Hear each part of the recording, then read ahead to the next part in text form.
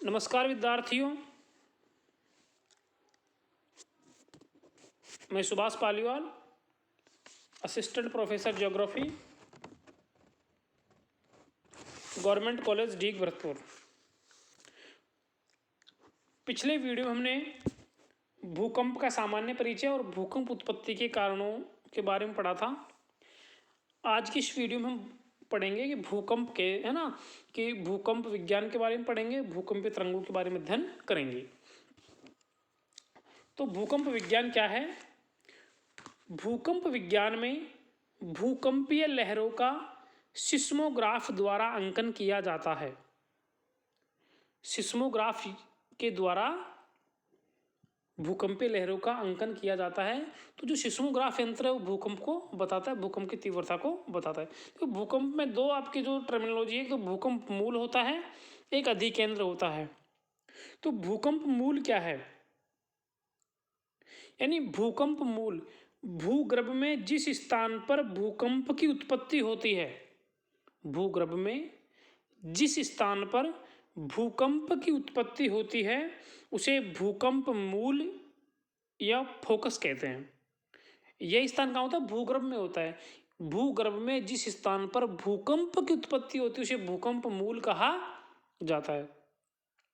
और भूकंप अधिकेंद्र, तो भूकंप मूल के जस्ट ठीक ऊपर समकोण पर भूकंप का वह केंद्र जहां पर भूकंपीय तरंगों का सबसे पहले अनुभव होता है वह क्षेत्र क्या कहलाता है? भूकंप अधिकेंद्र।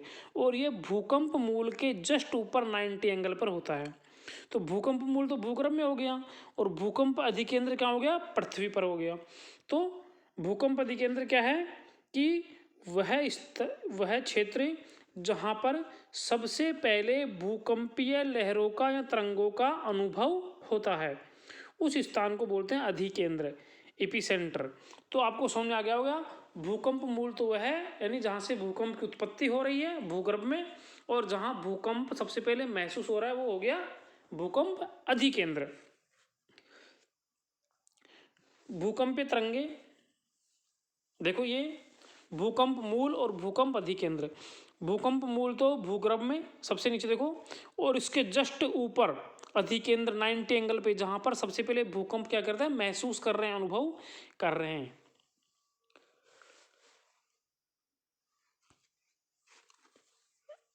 भूकंपीय तरंगे भूकंप मूल पर आघात उत्पन्न होने से सेलों में कंपन होता है जिससे तरंगे उत्पन्न होती है। तरंगों के चलने की विधि व गति के अनुसार भूकंपीय तरंगों को 3 भागों में बांटा जा सकता है। ये जो 3 तरंगे हैं वो पी तरंगे, एस तरंगे और एल तरंगे, 3 तरंगे हैं। तो सबसे पहले हम बात करेंगे पी तरंगों की। पी वेव्स, इन्हें प्राथमिक तरंगे भी कहते हैं। भूकंप मूल से प्रारंभ होकर ये तरंगे धरातल पर सबसे पहले पहुंचती हैं। इनकी औसत गति 6 से 13 किलोमीटर प्रति सेकंड होती है। इन तरंगों में सेल में से होकर गुजरने पर सेल कणों में कंपन तरंगों की गति की दिशा में आगे पीछे होता है। ये तरंगे ठोस, द्रव्य और गैस तीनों माध्यम में से गुजरती हैं। तो पी तरंगे प्राथमिक तरंगे हैं। इनकी गति सर्वाधिक होती है जो 6 से 13 किलोमीटर प्रति सेकंड होती है। ये तरंगे आपके तीनों माध्यम ठोस, द्रव्य और गैस में से गुजर सकती हैं। दूसरी तरंगे हैं एस तरंगे। देखो, एस तरंगे हैं, इन्हें द्वितीयक तरंगे भी कहते हैं। इनकी औसत गति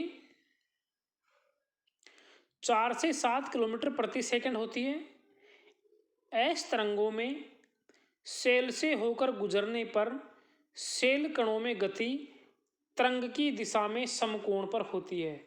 यह तरंगे केवल ठोस भाग से गुजरती हैं और ये तरल भाग में लुप्त हो जाती है। देखो पी और एस में क्या अंतर है कि इनकी जो पी की गति सर्वाधिक है, एस की गति उससे कम है।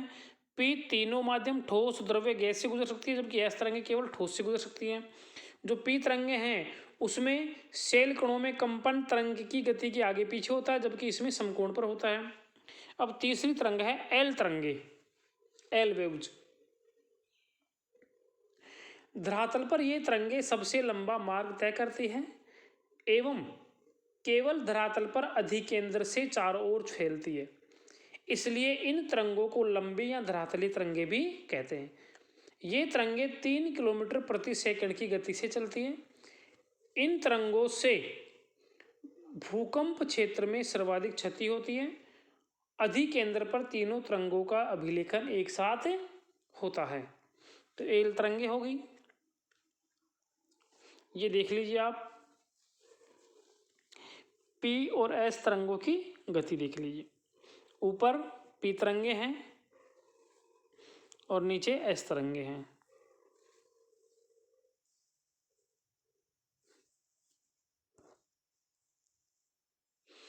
भूकंप के प्रकार, देखो मुख्य रूप से भूकंप दो प्रकार का आता है, एक तो कृत्रिम भूकंप, एक प्राकृतिक भूकंप। तो कृत्रिम भूकंप क्या है? आर्टिफिशियल। ये भूकंप मानवीय क्रियाओं द्वारा उत्पन्न होते हैं। ये भूकंप स्थानीय प्रभाव वाले होते हैं और इनकी तीव्रता बहुत कम होती है, जैसे खान खोदने समय, परमाणु विस्फोट के समय, भूमिगत आणविक परीक्षण के समय, या चलती ट्रेन, जब ट्रेन चलती है तो आदमी ट्रैक के पास खड़ा होता है तब उसे भी थोड़ा बहुत कंपन महसूस होता है। तो ये क्या गौण भूकंप है ना, इनसे कोई भी आपके जान माल की हानि नहीं होती है। दूसरा है प्राकृतिक भूकंप।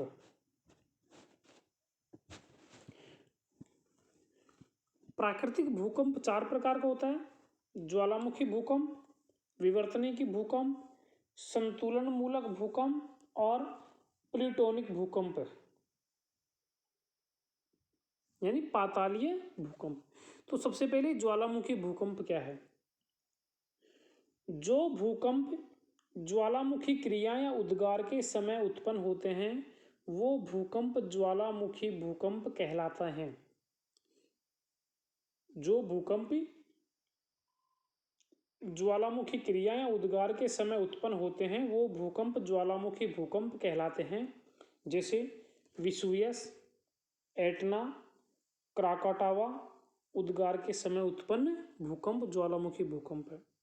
विवर्तनिकी भूकंप, टेक्टोनिक अर्थक्वेक्स, ये संरचनात्मक भूकंप हैं जो भूगर्भ की विवर्तनिकी हलचलों जैसे तनाव, संपीड़न आदि से उत्पन्न होते हैं। ऐसे भूकंप अधिक गहराई पर उत्पन्न नहीं होते, जैसे कैलिफोर्निया का भूकंप एक विवर्तनिकी भूकंप था। संतुलन मूलक भूकंप, ये भूकंप भूपटल की संतुलन व्यवस्था में अव्यवस्था उत्पन्न होने के फलस्वरूप आते हैं। जब कभी जो पृथ्वी की संतुलन व्यवस्था है उसमें अव्यवस्था उत्पन्न हो जाती है तब ये भूकंप आते हैं, जिनको बोलते हैं संतुलन मूलक भूकंप। इस प्रकार के भूकंप प्राय नवीन मोड़दार पर्वतीय क्षेत्र, हिमालय क्षेत्र में आते हैं, जैसे 2015 में हिंदुकुश तथा नेपाल का भूकंप आया। चौथा है प्लूटोनिक भूकंप, यानी पातालीय भूकंप। धरातल से अत्यधिक गहराई पर उत्पन्न होने वाले भूकंपों को पातालीय भूकंप या प्लूटोनिक भूकंप कहा जाता है।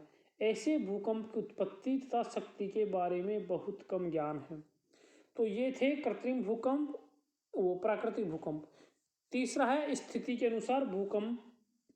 तो स्थिति के अनुसार भूकंप 2 प्रकार के हैं: स्थलीय भूकंप और सामुद्रिक भूकंप।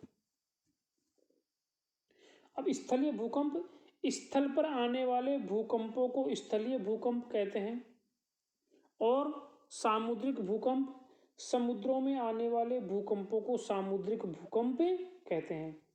इस तरह के अंतः सागरीय भूकंपों द्वारा उत्पन्न ऊंची विनाशकारी सागरीय लहरों को सुनामी कहा जाता है। जब ये भूकंप समुद्र में आते हैं तो जो समुद्र का जो पानी है, लहरें हैं, वो तट पर आता है, इसे बोलते हैं सुनामी बोलते हैं।